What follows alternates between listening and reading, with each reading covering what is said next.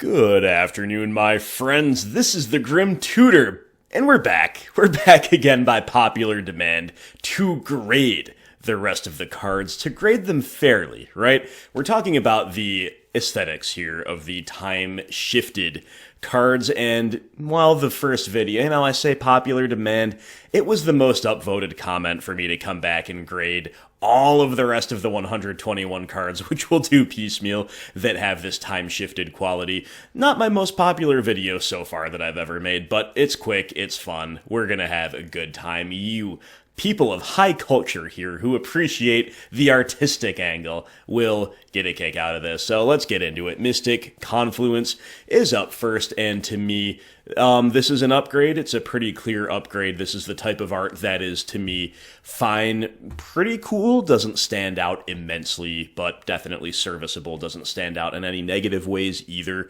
and it is the only available art for this card. We have the old border involved, and I'll make the same caveat here as I did in the previous video. We're looking at the cutting edge of new cards here, so the resolution is not going to be as pristine as cards that have existed for a while. Keep that in mind when you are judging them. They do look spectacular, of course, when they are not quite so blurry, and in this case, I think the old border will lend itself well to the background which involves a dark, stormy sky out at sea, and of course these waves forming into kind of a mystical, runic shape. So to me, this is a solid upgrade, but I do kind of think the new frame suits it as well. I'll give it an A-. Mostly blue cards today, my friends, but I'm just kind of doing them in the order they were uploaded. So next up is a white one, a brief digression back into white before we stay focused mostly on blue for Stonehorn Dignitary, the most preeminent rhino soldier you are ever likely to see. And again, this is the only art available. The art's really cool. I love the armor this dude is wearing. Definitely very, very cool stuff.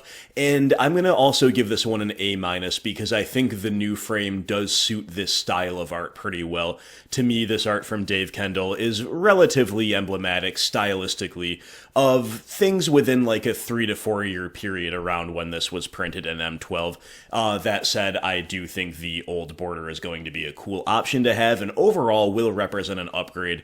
I think a lot of the overall color and theme does suit the old border a little bit better, but again, it's not one of those where it's just immensely clear that it is a spectacular, earth-shattering upgrade to me. So yeah, A- looks like it's about right. An easy A, my friends, a hard A, a strong A for Baral, Chief of Compliance, and I have not dealt out any A+s in the previous video. I am reserving those for things that are as clear of an upgrade as Baral is here, and also are cards that I absolutely love. It is a very rare grade. We'll see if anything achieves it, but for now, Baral is about as strong of an A as you can get. Again, this is the only art. There are no alternatives, and I think Baral was one of the coolest cards from Kaladesh block, which I disliked, right? So within the confines of a block that I thought was relatively uncool, Baral definitely a standout for me. And the old border just does all of the work here. It just makes it exponentially cooler than it already was. Takes us out of the thing that didn't really hit it out of the park for me with the whole Kaladesh Ether Revolt theme, gives it more of kind of an Arabian Nights type of feel, right? With this old border, and that to me is a huge win, so Baral taking home that A. Next up, we have Trinket Mage, and this whole mage cycle, Trinket Mage, Treasure Mage, etc., it is pretty cool conceptually, and I think this is a good candidate because of the cool conceptual design of this little cycle, and the fact that they do tend to crop up and play across a relatively wide variety of competitive and, I assume, casual play formats. I think the decision here to do it is pretty cool. That said, I am not very enamored with this art. To me, it is emblematic of Fifth Dawn. And Fifth Dawn has art that was kind of caught between a couple different styles, if you ask me. And that is, maybe to some people's taste, not especially to mine. Also, I've never been hugely into the robotics, the kind of steampunk aesthetic in this fantasy setting. It's just not how I tend to really it's not really what, rather, I tend to gravitate towards. So that said, I do think the Trinket Mage, Time Shifted, again, it's a good idea. This art, though, I can't really get into, and I'm not sure whether the old border is an improvement. I think the new border might actually suit it better, due to the feel and due to the... Also, something to do with the colors here. I don't know how to, phrase it with any more clarity than that, but the overall vibe, the overall feeling that I'm getting from the colors of this Trinket Mage art in particular, it's feeling a little bit washed out with the old border, right? And again, the old border is always charming, but to me, it's not all really coming together in the way that I like to see with some of these other cards. And we do also, to compound matters further, have another alternative printing for Trinket Mage, and this one is more to my tastes. I do like this art from Scott Chu quite a lot. I do think it is well done. This is the type of printing that I would definitely use if I was playing this card, and even despite the old border, I still think I might be hard-pressed to ditch this printing on the right in favor of the old border. So with that in mind, I think the idea to do this is good enough that I'm going to give it a C+, and I don't know if I can rate it any higher than that. A lot of moving pieces involved with grading this next one, my friends. We have Disdainful Stroke, which has been time-shifted using the art from this Tarkir block printing, and this is like a Naga on here. I don't know if I ever felt really in love with the blue style of Tarkir cards. I think in general the set was pretty cool.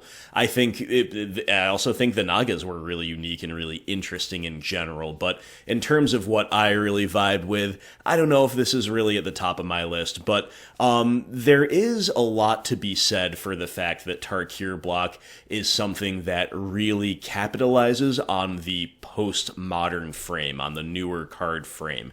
I think in general the Tarkir block kind of maximizes the strengths of this newer style of presentation, and the old frame, again, to me, I'm defaulting toward that, all else being equal. I think this is an example of a Tarkir card that can go back into the old frame decently, but I don't know if it's a straight up improvement much as it is like a pretty reasonable alternative. So to me, I'm a little bit neutral on that question, and then there are actually 3 other printings to consider. This one from Guilds of Ravnica is pretty cool. It's got kind of similar energy as some other cards like Remand and Merchant Scroll. Like if you want a similar vibe from a lot of these types of 1 gray, 1 blue on the stack effects in your blue deck, you could do worse than picking up this Disdainful Stroke. I do think it is a little bit more generic in terms of what it features for this type of card than the maybe more unique kind of scene depicted and type of character depicted in the Tarkir one, but at the same time, I almost like this one better anyway. I think it's well done. I think it's good for what it is. I don't think there's anything necessarily wrong with a more generic take on an art in terms of what it depicts. I think you don't have to reinvent the wheel every time, so this is a respectable printing in my opinion. And then I actually love this Kaldheim Disdainful Stroke, which I hadn't even seen until I started looking up alternatives here for the purposes of this video, and this one's really cool. I think this is spectacular art from Campbell White. I'm very, very into this, and if we had this one in the old frame, forget about it. That would be the clear winner for me. As it is, this is still definitely a very respectable one. And then you gotta remember, we've also had an FNM promo out for a while by the same artist who did the original one, which is a cool alternative as well. So despite a cool FNM promo and the time-shifted option, I think this new one from Kaldheim is my favorite. So with that in mind, I think the decision here again to do this card for time shifting is totally fine, but I'm going to give it a B. I'm going to give it a B because I think we have enough options that I'm as or more excited about that it doesn't really go any higher than that for me. Next is one of the most powerful card advantage spells of all time, Treasure Cruise. Now, again, from Tarkir block, do you see what I mean about the Tarkir block style with the realism? And in many cases, it's kind of an all-action style, although in this case, it's not depicting that. It's depicting like a stately barge coming in, a very solid, very assured, clearly laden with wealth. Everything's going very well for the people manipulating this sea trade whatever is going on here, really. But do you see how the Tarkir style really does, in my opinion, suit the new frame better than a lot of other sets? That's just my view. So keep that in mind. With that said, the old border looks spectacular. Spectacular here with this art, if you ask me. And on top of that, Treasure Cruise, of course, notoriously gets banned almost anywhere it is legal or restricted, or it's just OP if you're doing more casual things. So the power level, the sheer power level of Treasure Cruise is enough to upgrade its grade, because it feels like one of these more powerful older cards in terms of its influence on the game. Maybe Delve doesn't feel like ancient, as far as mechanics go, but Treasure Cruise exceedingly powerful. So while I do love the original printing, I think it's great for the reasons I've already mentioned. I might therefore be inclined toward maybe an A-. If this just looks so cool and is such a powerful card that I think it bumps itself up to an A. Big fan of this one.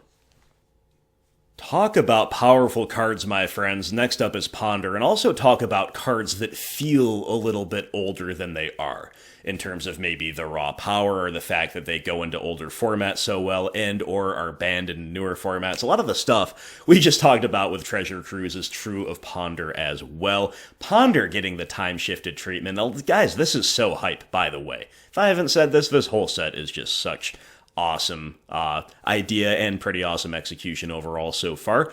But there are 4 different arts of Ponder to choose from. They have chosen the Dan Scott M10 printing to be time shifted, and I think you can see right away that that is a pretty cool choice, especially just remember, once we get a little bit better resolution on these time shifted cards, my goodness, that in some ways the new frame does suit this, but I think in so many more ways the old frame will suit this. The fact that it gets it makes the blues that are a little bit more subtle or a little darker in the art itself appear more blue overall. The old frame has that effect. I think that's going to overall be a big win. But what are the other Ponders? Are we still looking at other Ponders that are superior? Well, I don't know. That's going to be up to you. Certainly, I think the Lorwyn original Ponder is not. I don't necessarily love the art so much. I think there's a pretty big variety in terms of how much merfolk depictions appeal to me. This is on the lower end of the scale of what I personally love with merfolk. There's some cool things about this piece, don't get me wrong, and it is in some ways iconic, but it's also a lot more abstract. Like, the first Ponder, the M10 Ponder, is on the nose in terms of what it depicts, what it does. It can fit thematically into any blue deck that plays it, whereas this Ponder, it's like, okay, what are we playing a merfolk deck here? Probably not. So I definitely prefer the M10 original to this Ponder, and then when we time shift it, it's just not even close. But there's a couple other promos as well. This one is from Secret Lair, and I do like this one because it's something different, and also because, while being radically different in terms of what it depicts, in terms of the more tangible, kind of realistic nature of it, whereas with the older Ponder, you have this kind of, almost holographic or ESP style image going on. Here you're depicting something more concrete, and the whole color palette is very different. At the same time, it is still an homage to this one, with the 3 glowing orbs depicted, right? That said, I still don't think this Ponder is probably for me. It might be close, but when we look at the old border, that is just definitely more appealing to me myself. And then you have to remember, we've got this really cool textless Steve Argyle Ponder, and the textless promos, they do divide opinion. Some cards maybe have too much text on them to have been good candidates for the textless treatment, but that could be a story for a different time. I personally absolutely love this Ponder, though. This one and the newly time-shifted M10 version, these are the 2 that are in contention for me, and I think the tiebreaker would be what looks best with the rest of the shell. But to have anything even in contention with the Steve Argyle textless, which I think is really cool, is a big win in and of itself. So I think my conclusion here, Ponder gets an A- for time shifted M10. Ninja of the Deep Hours is another very iconic card, another spectacular decision to time shift, and there's only one art, and you know what? There need be only one art. This is the Ninja of the Deep Hours. Anybody else is an imitator, you can be assured. So I love it. I love the idea to time shift it, as I say. I think the new frame does kind of suit the art just because the whites that come in on the blue border here, they definitely help tie the image in with the card as a whole. You know what I mean? There's a lot of white depicted on the image, from the kind of paper white of the wall to the white that's absorbing the glow from a lantern or something over here off scene, from the white kind of misty day that's filtering in through the right side here. So we have a lot of whites that are, again, tied together by the frame in a way that they are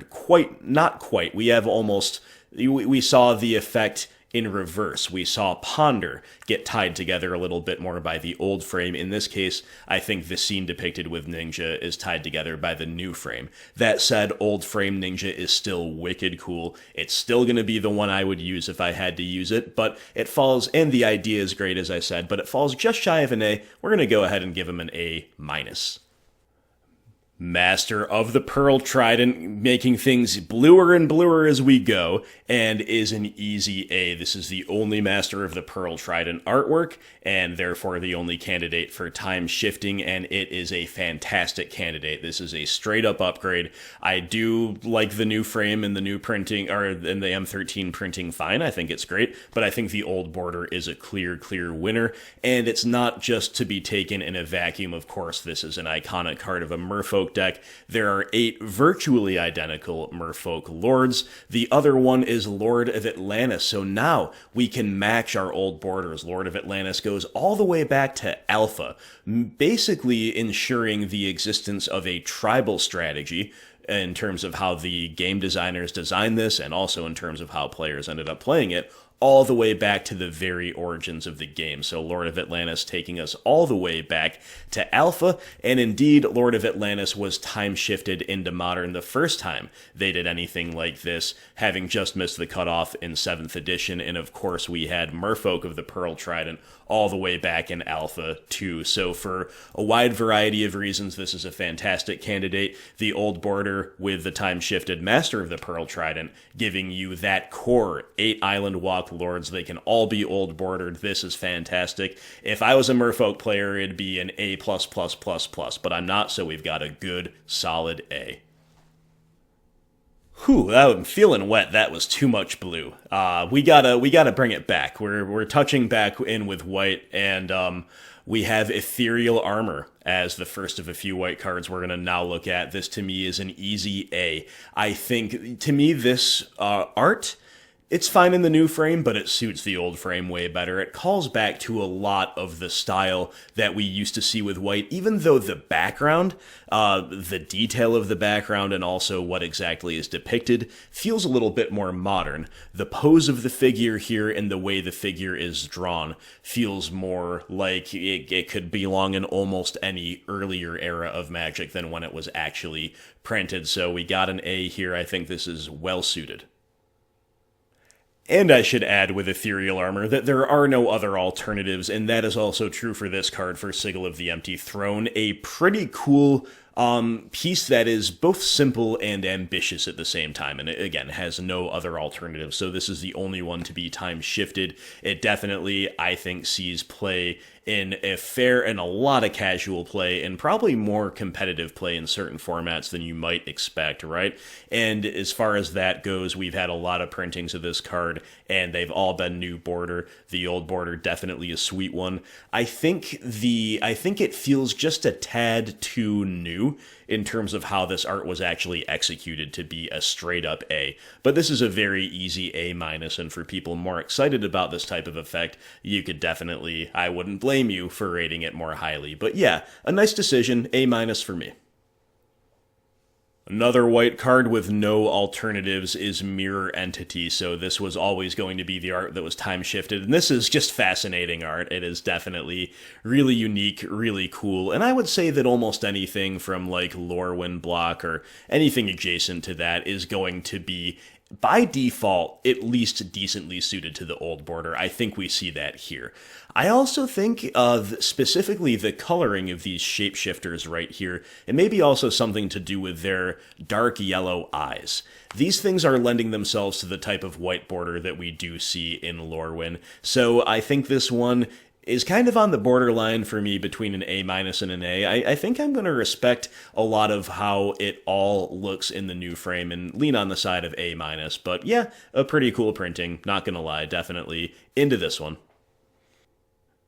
Next is Remand, which is such a fantastic choice, and I love the fact that they did this Ravnica printing. I think the Ravnica printing is very cool, and I think it benefits immensely from the old border treatment. This would be as solid of an A as we've seen thus far, if this was the only Remand art. But it gets a little bit more complicated than that. We have this other Remand, which I think is actually a very respectable Remand to use as well, and this is kind of what I was talking about before, similarities to Disdainful Stroke and to Merchant Scroll. When you've got a wizard, holding up a scroll or depicting a scroll directly, there's definitely something to be said for that. I think this one is pretty cool as well. And then we also have this DCI promo Remand, which is very cool. So there is no bad Remand printing. There truly isn't. I love all three. Therefore, I am forced by the wealth of options that we already have to give this time-shifted Remand only in A-, but all the Remands are spectacular. This one adds to that very, very easily, and is still probably, at the end of the day, my favorite one, and there's a lot. That's a high bar to clear, so good job here, Wizards. Remand, always a cool card to see. Now we've got True Name Nemesis. Former Legacy staple, doesn't seem to see as much play as it once did. I'm sure Commander players like this card. I'm sure, casuals frustrate their friends at the kitchen table to no end with this card. There's definitely a lot of iconic energy around True Name Nemesis. So to that end, it's an interesting candidate to time shift. I think along the lines of all the merfolk going all the way back to alpha, you cannot really counter-signal this decision, although not all the merfolk, but some merfolk, the idea especially of a merfolk tribe, let's say, going all the way back to alpha, can't really counter-signal, but something about True Name Nemesis, as it enters the battlefield, choose a player, and then protection, it feels unique enough, but also new enough in terms of the design that it is not quite as much of a throwback. And so that's the only real mitigating factor here for me. At the same time, it definitely doesn't belong in modern, most people would say, so giving it kind of a pre-modern treatment with the border makes some sense. It's also worth noting there is an alternative printing. It's not as iconic as the original. I think it might be only Magic Online. It is a pretty cool piece of art, though, but probably most Merfolk players prefer the original, but who knows? Maybe that's not correct. In any case, given all the factors I've mentioned here, we're going to go with an A- for TNN.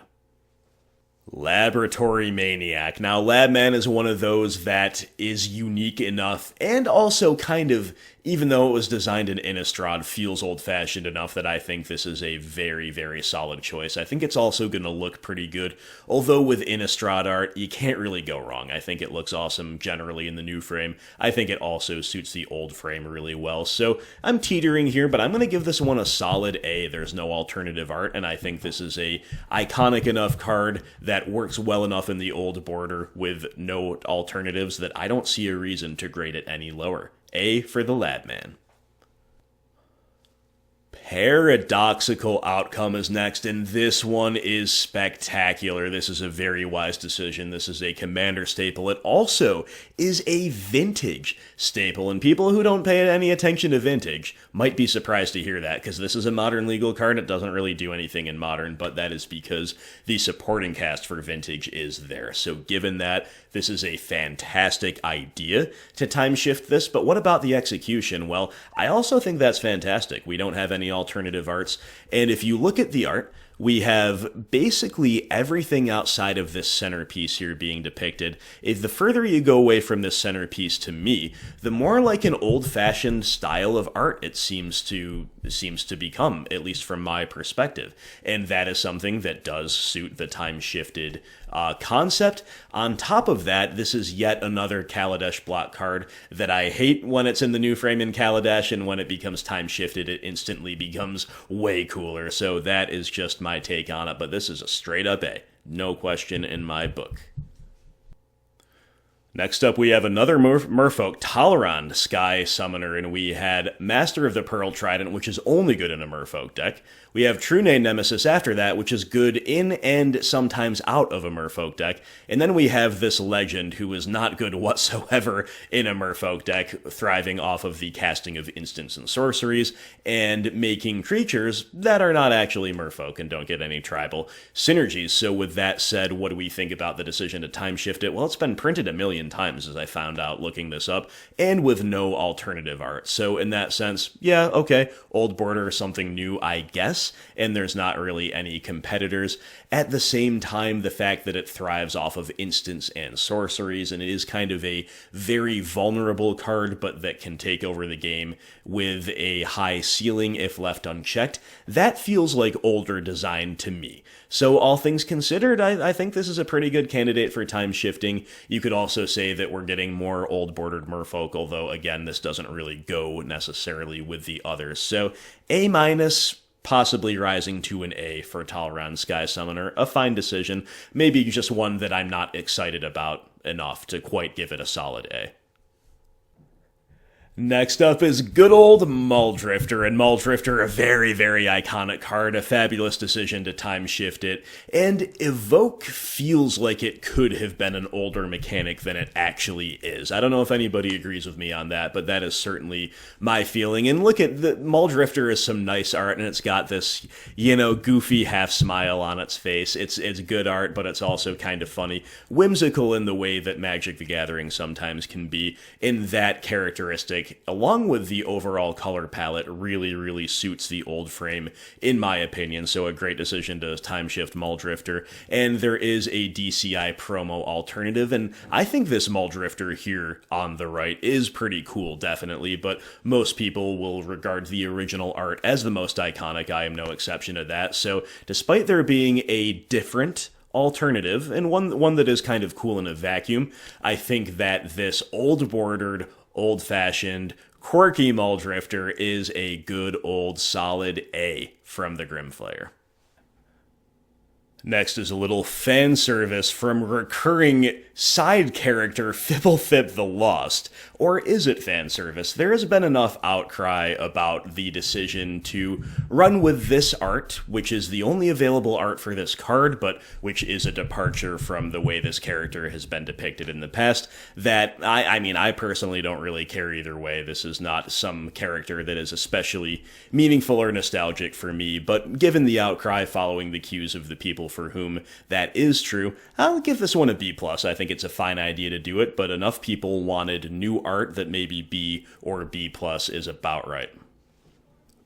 Back to white for the Palace Jailer, and my goodness, does the old frame suit this card so well, both in terms of where this card actually sees play in these older formats, or formats with fewer restrictions, right? And in terms of how the overall feel looks. It is something about the background especially that feels like it belongs in the older frame. Very easy A for me, and a very fine decision to time shift this card, no question about it.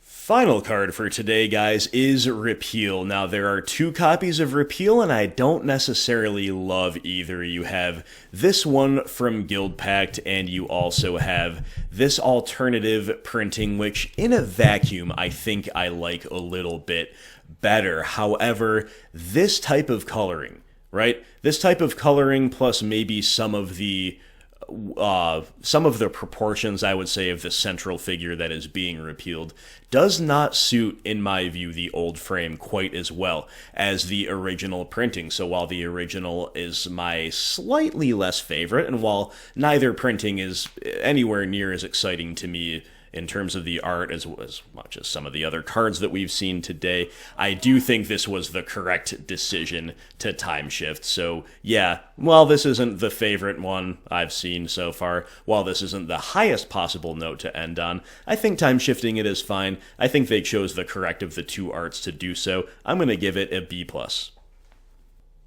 Well, another thrilling installment of the Grim Tutor grading the brand new cards, and we will see what the future holds, my friends, in the upcoming weeks. Hey, they haven't even done the green and the black stuff yet, so we are definitely pumped up for that. So thank you so much for watching, and this set is definitely still very, very exciting, no matter how you slice it. See you for the next one.